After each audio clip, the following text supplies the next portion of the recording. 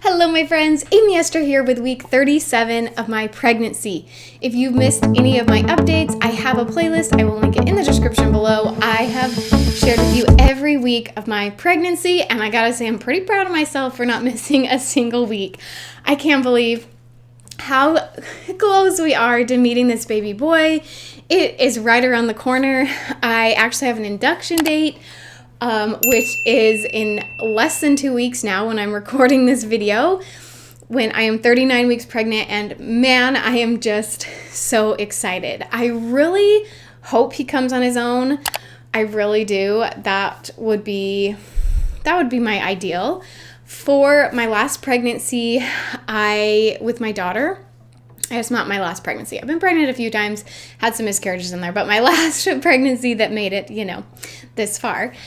With my daughter, I was induced also at 39 weeks, and that was a really good choice for me because I have several chronic illnesses, and I was very nervous about going into labor and not being able to monitor the baby, and maybe going in and having them send me home because I'm not far enough along, but not knowing exactly how baby is doing.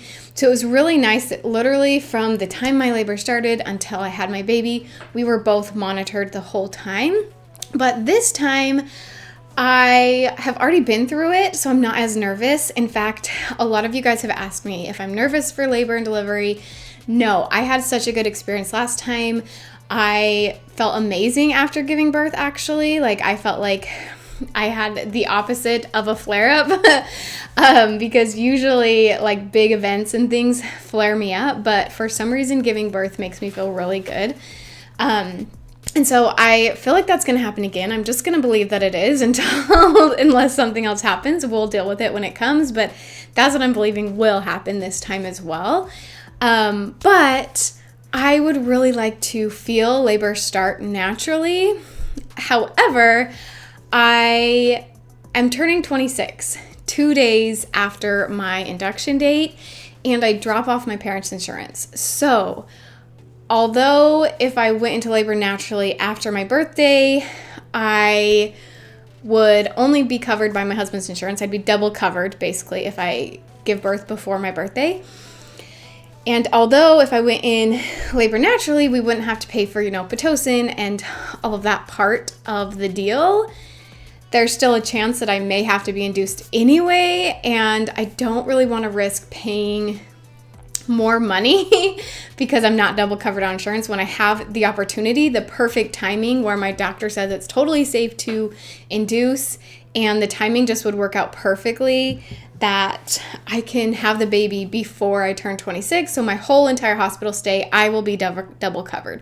Of course, my baby is not on my parents' insurance. He's just on my husband's insurance. So it wouldn't really affect anything we pay for him, but it would save us some money. And I had such a good experience being induced last time that I'm sure it would go great and everything would be fine. It's more that just selfishly, I want to feel labor starting on its own. I want to feel how it starts when I don't have a drug starting it for me.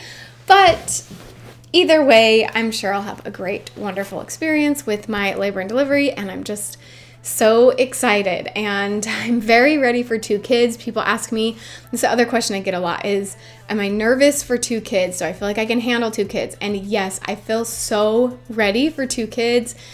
I am just ready to hold that baby and take care of my toddler and not be pregnant anymore. I am just huge. So pregnancy symptoms, my gallbladder has been acting up this week a lot more. It kind of comes and goes, and this happens with both my pregnancies, where I have a lot of gallbladder pain for a week or 2, and with everything I eat, if I don't eat, I'm just always in pain, and then it will kind of get better, and things will kind of go back to normal, and then it will come back. So that's been a little frustrating because I've had a bad gallbladder flare-up this week. But stomach-wise, I feel like things are way better. I'm going to do a whole video about SIBO and pregnancy, but my SIBO, it's a small intestine bacterial overgrowth if you're new here. It's a condition that I have. It actually gets better the bigger I get. So I feel like I'm at a point where I can eat anything I want and not have my SIBO pain, which is really exciting. I do have gallbladder pain, so, but that seems like it doesn't matter what I eat. I just always have gallbladder pain right now. which is frustrating because my SIBO is so much better and I want to eat whatever I want for the next 2 weeks, but oh well. And then contractions, I feel like I haven't had any more contractions than I did last week. It seems like every week I got more and more. Of course, Braxton Hicks, they don't feel like real contractions yet. But this week they just kind of stayed the same as they were last week. I felt like things were progressing a lot last week, and then this week I just feel like we're back to like, nope, nothing's happening. So I really highly doubt he will come early. Of course, I still want him to. I mean, what mama doesn't? I feel like every mama wants that like early but safe period. They want their baby to come, every mom I've ever talked to. But it'll be good to keep him cooking and make sure he is as healthy as possible when he comes to join us. So I haven't had a lot of painful contractions, but I've had a lot of pain in my belly because I think I'm getting, and I can't remember what it's called, but where your abs separate, and I had that with my daughter, but this seems way worse. And I think it's because I'm using my ab muscles a lot more than I did when I was pregnant with her, because I'm always picking her up and I'm doing things with her that use my ab muscles without really thinking about it. And so I really need to just try to use my ab muscles less, roll over to get up instead of crunching to get up. I'm trying to work on that because I'm having a lot of pain on my upper belly. I'm touching it as if you can see me. You can't. I'm having a lot of pain on my upper belly, and I want to talk to my doctor about it. I have another appointment in a couple days and just make sure that everything's okay there, but I'm pretty sure it's just my abs separating. And then everything down there hurts because my belly is so heavy and it's so low. And I just feel like he is just gigantic. My doctor guessed that he would be high 7s, low 8s when he came, like high 7 pounds or the low 8 pounds when he came. So he's going to be probably about a pound bigger than my daughter when I have her, or when I have him. She was 7 pounds, 2 ounces, and it sounds like he might be almost a pound more than her. So I don't know how that will go, but I've heard a baby's even bigger than that. So if they can do it, I think I can do this. But the most important thing that has happened this week is that I feel so much better. I don't know why this is like taking me so long to get to this point, because this is really an amazing thing that has happened. I feel better now, like more energy, healthier, happier, all the things than I did when I was like 30 weeks pregnant. If you followed along my whole journey, you know I was really anemic. I had low B12 and low iron, and it just totally took it all out of me. And it took my body a long time to work back up that iron and B12.